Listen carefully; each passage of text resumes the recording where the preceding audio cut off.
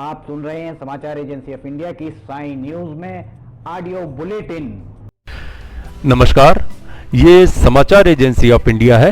अब आप साई न्यूज की समाचार श्रृंखला में सुनिए शनिवार 21 अगस्त का राष्ट्रीय ऑडियो बुलेटिन। काबुल हवाई अड्डे पर 150 भारतीयों की वर्तमान स्थिति को लेकर संशय की स्थिति बन गई है। इन सभी भारतीयों को तालिबानी अपने साथ ले गए थे। कुछ ऐसी खबरें आ रही हैं कि तालिबान ने काबुल हवाई अड्डे के पास ही किसी स्थान पर इन सभी भारतीयों से पूछताछ की है। इससे पहले एक मिलिट्री एयरक्राफ्ट 80 अन्य भारतीयों को लेकर तजाकिस्तान गया। सबसे पहले यह खबर अफगानी मीडिया आउटलेट इटिला अल इत्तेहाद और काबुल नाउ पर आई। मीडिया रिपोर्ट में कहा गया कि 150 से अधिक लोगों का तालिबान ने अपहरण कर लिया है। इनमें से ज्यादातर भारतीय हैं। हालांकि बाद में इसी मीडिया रिपोर्ट में बताया गया कि तालिबानी प्रवक्ता ने अपहरण की बातों से मना भी कर दिया है। अल इत्तेहाद ने अपनी रिपोर्ट में यह भी बताया था कि सभी भारतीय सुरक्षित थे और हवाई अड्डे पर भेजे जाने से पहले उनके पासपोर्ट की जांच की गई थी। इस पूरी घटना पर भारतीय अधिकारियों की ओर से आधिकारिक तौर पर कुछ भी नहीं कहा गया है। हालांकि सरकार अफगानिस्तान से निकल रहे सभी भारतीयों पर नजर बनाए हुए है। केंद्रीय मंत्रिमंडल में हाल ही में शामिल किए गए राव साहेब दानवे ने कांग्रेस के पूर्व अध्यक्ष राहुल गांधी की तुलना आवारा सांड से करते हुए नया विवाद उत्पन्न कर दिया है। जन आशीर्वाद यात्रा पर निकले दानवे ने यह भी कहा कि राहुल गांधी किसी के काम नहीं आ सकते हैं। दानवे के विवादित बोल को असभ्य और चौंकाने वाला बताते हुए कांग्रेस पार्टी ने उन्हें केंद्रीय कैबिनेट से हटाए जाने की मांग की है। महाराष्ट्र के जालना जिले में एक जनसभा को संबोधित करते हुए दानवे ने यह विवादित टिप्पणी की। मराठी में भाषण देते हुए उन्होंने कहा, राहुल गांधी किसी के काम नहीं आ सकते हैं। उन्होंने कहा, वह भगवान को समर्पित सांड की तरह हैं। वे जहां तहां घूमते रहते हैं लेकिन किसी के काम नहीं आ सकते हैं। मैं 20 वर्षों से लोकसभा में हूं और उनका काम देखा है। जम्मू और कश्मीर की पूर्व मुख्यमंत्री महबूबा मुफ्ती ने एक बार फिर से विवादित बयान दिया है। उन्होंने कहा है कि भारत अपने पड़ोसी अफगानिस्तान को देखे, जहां से अमेरिका को अपनी सेना बुलाना पड़ा है। अमेरिका बोरिया बिस्तर बांधकर वापस जाने को मजबूर हुआ है। केंद्र सरकार को भी जम्मू कश्मीर के मुद्दे पर बातचीत करनी चाहिए। पूर्व मुख्यमंत्री ने कहा कि केंद्र सरकार वाजपेयी के सिद्धांत पर वापस नहीं आती है और बातचीत आरंभ नहीं करती है तो बर्बादी होगी। साथ ही उन्होंने कहा कि कश्मीरी कमजोर नहीं है, वे काफी बहादुर और धैर्यवान हैं। धैर्य रखने के लिए बहुत साहस चाहिए। जिस दिन धैर्य की दीवार टूट जाएगी तुम परास्त हो जाओगे। कांग्रेस पार्टी में एक और इस्तीफा हुआ है। त्रिपुरा कांग्रेस के कार्यवाहक अध्यक्ष पीयूष कांति बिस्वास ने अपने पद से इस्तीफा दे दिया है। इस्तीफा देने के बाद उन्होंने कहा, मेरे लिए पद से इस्तीफा देना बहुत दर्दनाक है। मैं सोनिया गांधी का आभारी हूं कि उन्होंने मुझे पार्टी की सेवा करने का मौका दिया। मैं राजनीति से सेवानिवृत्त हो रहा हूं और मुझे अपने पेशे में वापस जाने की खुशी है। भारत में तालिबान का समर्थन करने वाले लोगों के विरुद्ध कार्यवाही आरंभ हो गई है। असम पुलिस ने सोशल मीडिया पर तालिबान के समर्थन में पोस्ट लिखने वाले 14 लोगों को गिरफ्तार किया है। गिरफ्तारियां असम के अलग अलग क्षेत्रों से शुक्रवार रात की गईं। आरोपियों के विरुद्ध आईटी एक्ट के अलावा सीआरपीसी के तहत मामला दर्ज किया गया है। असम पुलिस ने बयान जारी करके बताया कि कामरूप, बारपेटा, धुबरी, करीमगंज से 2 लोगों को गिरफ्तार किया गया है। इसके अलावा दरांग, कछार, हैलाकांडी, सलमारा दक्षिण, गोलपारा और होजाई जिले से एक व्यक्ति की गिरफ्तारी हुई है। वे लगातार सोशल मीडिया पर नजर बनाए हुए हैं। Deputy inspector general Violet Baruah ने बताया कि सोशल मीडिया पर तालिबान के समर्थन में कमेंट करने वालों पर असम पुलिस कार्रवाई कर रही है। इसे राष्ट्रीय सुरक्षा के लिए खतरा मानते हुए कमेंट करने वालों के विरुद्ध आपराधिक मामला दर्ज किया जा रहा है।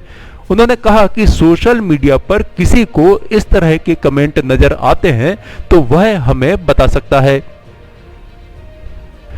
वर्ष 2021 में होने वाली जनगणना को अनिश्चित काल तक के लिए टाल दिया गया है। मानसून सत्र के दौरान केंद्र सरकार ने ये जानकारी दी। कोरोना के चलते अब तक इसकी शुरुआत भी नहीं हो सकी है। चुनाव के लिए लोकसभा, विधानसभा और स्थानीय निकाय क्षेत्रों के सीमांकन, उनके आरक्षण से लेकर केंद्र और राज्य सरकारों की जन कल्याणकारी योजनाओं में जनगणना के आंकड़ों का उपयोग होता है। जनगणना में होने वाली देरी इन सभी को प्रभावित करेगी। 28 मार्च 2019 को केंद्र सरकार ने गजट नोटिफिकेशन जारी करके 2021 की जनगणना करने की जानकारी दी थी। ये जनगणना 2 चरणों में होनी थी। पहले चरण में अप्रैल 2020 से सितंबर 2020 के दौरान मकान सूचीकरण और गणना होनी थी। वहीं 9 से 28 फरवरी 2021 के दौरान देश की जनसंख्या की गणना होनी थी। कोरोना के चलते इनमें से कोई भी काम आरंभ नहीं हो सका है।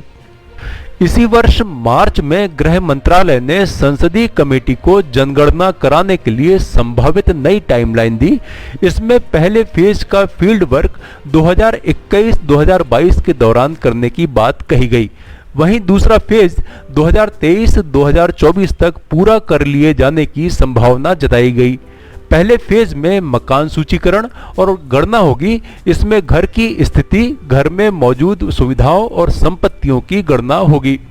समाचारों के बीच में हम आपको यह जानकारी भी दे दें कि मौसम के अपडेट जानने के लिए समाचार एजेंसी ऑफ इंडिया के चैनल पर प्रतिदिन अपलोड होने वाले वीडियो अवश्य देखें। मौसम से संबंधित अपडेट मूलतः किसानों, निर्माण कार्य, यात्रा या समारोह आदि के लिए फायदेमंद साबित हो सकते हैं। समाचार एजेंसी ऑफ इंडिया के द्वारा अब तक मौसम के जो पूर्वानुमान जारी किए गए हैं वे 95 से 99% तक सही साबित हुए हैं। देश के दिग्गज कारोबारी गौतम अडानी को मार्केट रेगुलेटर सेबी ने बड़ा झटका दिया है। सेबी ने अडानी ग्रुप की कंपनी अडानी विल्मर के इनिशियल पब्लिक ऑफरिंग आईपीओ को फिलहाल स्थगित कर दिया है। अडानी एंटरप्राइजेस के विरुद्ध जांच जारी रहने के कारण सेबी ने यह कार्यवाही की है। यह जांच प्रत्यक्ष विदेशी निवेश को लेकर चल रही है।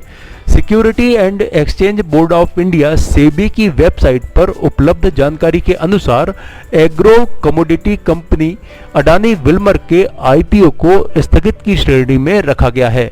अडानी विल्मर 4500 करोड़ रुपए जुटाने के लिए आईपीओ लाने की योजना बना रही है। इसके लिए कंपनी ने हाल ही में सेबी के पास आवेदन किया था। अडानी विल्मर पोर्ट से लेकर एनर्जी तक कारोबार करने वाले अडानी ग्रुप की सब्सिडियरी कंपनी है। भारत मौसम विभाग आईएमडी ने शनिवार को बताया कि दिल्ली में 139 मिलीमीटर बारिश दर्ज की गई है, जो गत 13 वर्ष में अगस्त महीने में 24 घंटे के भीतर सबसे अधिक बारिश है। आईएमडी ने इसके साथ ही शहर के लिए ऑरेंज अलर्ट भी जारी किया है।